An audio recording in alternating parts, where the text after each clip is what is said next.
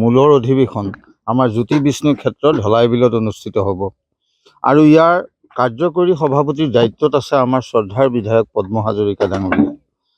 আৰু এইবাৰ আমাক কন্যকা পৰিয়ালৰ লগত বিধায়ক মহোদয়ে আগতেই আলোচনা কৰি সিদ্ধান্ত কৰিছিলে যে আমি কন্যকা পৰিয়ালে এই অনুষ্ঠানৰ লগত আৱশ্যকীয় যিখিনি শাক পাচলি আমাৰ কন্যকাত জৈৱিকভাৱে উৎপন্ন হোৱা আৰু খাদ্যৰ এটা বৃহৎ অংশ আমি কন্যকাৰ ফালৰ পৰা যোগান ধৰিম।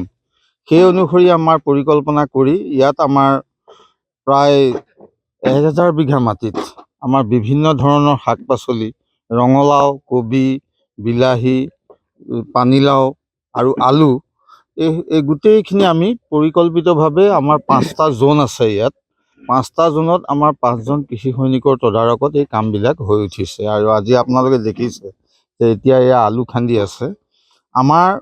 আমি এটা অনুমান কৰিছোঁ যে বিধায়ক মহোদয় আমাৰ লগত আলোচনা কৰিছে যে আমি 35,000 কেজি সৰ্বমুঠ 35,000 কেজি শাক পাচলি আমি যোগান দিম। সেই অনুসৰি আমি আলুৱেই হওক বা কবিয়েই হওক, বিলাহী, এনেকৈ যিখিনি প্ৰয়োজনীয় শাক পাচলি সেইখিনি আমাৰ ইতিমধ্যে সম্পূৰ্ণ হৈ উঠিছে।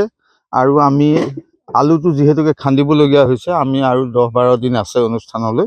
আমি আলুখিনি আগতীয়াকৈ খন্দা আৰম্ভ কৰিছোঁ আৰু কবিখিনি 4-5 দিনৰ পিছত মানে উপযুক্ত সময়ত আমি যোগান ধৰিম। আমি সেইখিনিও সাজু কৰি ৰাখিছোঁ।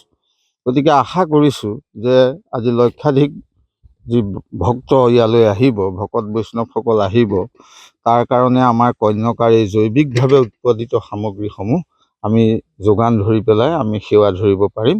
আৰু আমাৰ শ্ৰদ্ধাৰ বিধায়কে অতি সঘনাই আমাৰ লগত আলোচনা কৰি আছে। তেখেতে ইয়াৰ আমাৰ যোগাৰৰ যিটো তৎপৰতা সেইটো তেখেতে চকু ৰাখিছে, আমাক নিৰ্দেশ দিছে।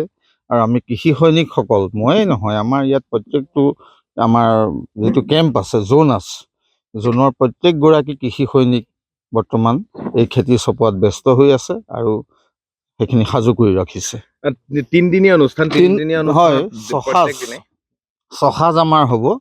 গতিকে ছসাজত আমি এতিয়া আমাৰ টাৰ্গেট আছে যে আমি 35,000 কেজি এটা অনুপাত আমি ঠিক কৰি লৈছোঁ। ধৰক বিস্তৃত ব্যাখ্যা মই সেইটো আলু, কবি, বিলাহী, ৰঙালাও এইখিনি আমাৰ যিহেতুকে এইটো নিৰামিষ আহাৰেই হ'ব। সংঘত আমাৰতো আৰু কোনো এইবিলাক নচলে।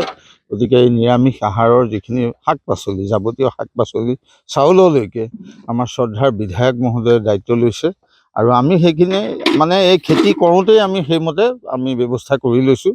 আমি সেইমতে যোগান ধৰিম। 3 দিনত যিহেতু লাখ লাখ ভকত বৈষ্ণৱে সেই মহাপ্ৰসাদ গ্ৰহণ কৰিব, হয়, পৰ্যাপ্ত হ'ব ন? নিশ্চয় হ'ব। আমি আশাবাদী, আমি নিশ্চয় যোগান ধৰিব পাৰিম। কাৰণ আমাৰ যিটো বাজেট আছে, বাজেটতকৈ আমি কিছুমান অতিৰিক্ত ৰাখিছোঁ। সেইখিনি আমি এতিয়া প্ৰকাশ কৰিবলৈ আচলতে বিচৰা নাছিলোঁ। কিন্তু আমাৰ টাৰ্গেট 35,000 কেজি আমি ৰাখিছোঁ। মানে আমাৰ বিভিন্ন ধৰণৰ শাক পাচলি মই আগতে কৈছোঁ, আৰু যিখিনি প্ৰয়োজনীয় শাক পাচলি সেইখিনি আমাৰ সম্পূৰ্ণ আমি সাজু। তাৰমানে অসমৰ বিভিন্ন প্ৰান্তৰ পৰা অহা বিভিন্ন আই ভকত বৈষ্ণৱে হয়, কন্যকাৰ সম্পূৰ্ণ জৈৱিক পদ্ধতিৰে খেতি কৰা চব্জিৰ এবাৰ সোৱাদ ল'ব পাৰিব। হয়, এইটো মানে ৰাসায়নিকযুক্ত কোনো ধৰণৰ শাক পাচলি আমি ইয়াত ব্যৱহাৰ কৰিবলৈ নিদিওঁ। আৰু বিধায়ক মহোদয়ৰ সেইটো এটা মানে কাঢ়া নিৰ্দেশ। আৰু সেইমতে আমি কন্যকা জৈৱিকভাৱে এইখিনি কৰি আছোঁ। আৰু আমি ভাবিছোঁ যে মানে এইবাৰৰ অধিৱেশনখন যিহেতুকে ব্যতিক্ৰমী হৈছে আৰু ইয়ালৈ অসমৰ বিভিন্ন প্ৰান্তৰ বিভিন্ন 35খন জিলা, তদুপৰি অৰুণাচল, নাগালেণ্ড এইবিলাকতো শ্ৰীমন্ত শংকৰদেৱ সংঘৰ বিভিন্ন শাখা প্ৰশাখা এইবিলাক আছে, তাৰ পৰাও আহিব।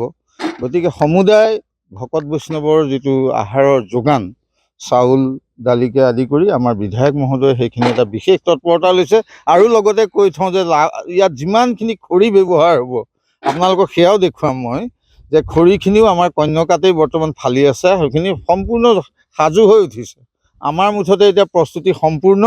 আমি ভকত বৈষ্ণৱক সেৱা কৰিবৰ কাৰণে আমাৰ শ্ৰদ্ধাৰ বিধায়ক মহোদয়ৰ জৰিয়তে আমাৰ কন্যকাৰ কৃষি সৈনিকসকলো ইয়াৰ লগতে সম্পূৰ্ণ ব্যস্ত হৈ আছে।